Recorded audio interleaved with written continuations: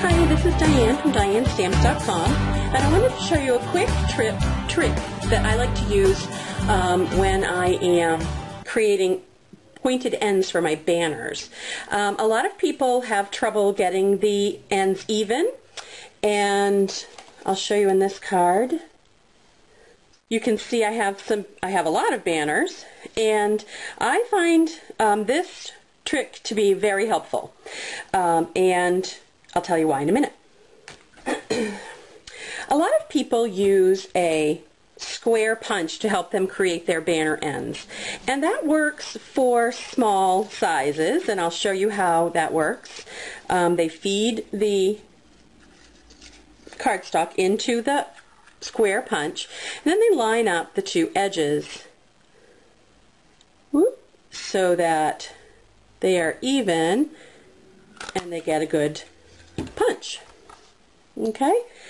Now, that works great for smaller pieces of paper, but when you get to larger pieces where your punch is not big enough and you don't have a larger punch, here's the trick that I use.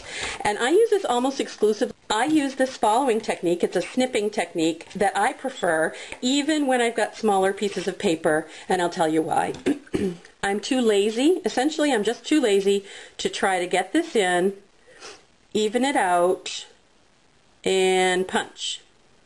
It takes too long. For me, the quicker, easier way to do it, and I can control how deep my banner is to take my snips and cut a line, a guideline down through the center, and then I go from corner to point in that center. Can you see that? There's a little piece that's going to come off in a minute. And then I do the same. Now you can flip it over if it's easier for you to come at it from one direction. And here you go. And I have a snip that's just as nice, just as even, and it took me less time. The other thing that I like about this, though, is that I can make as angled or as shallow or deep or as shallow a snip as I would like.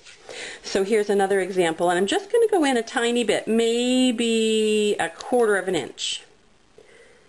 And I do the same thing. I go from the corner to the point,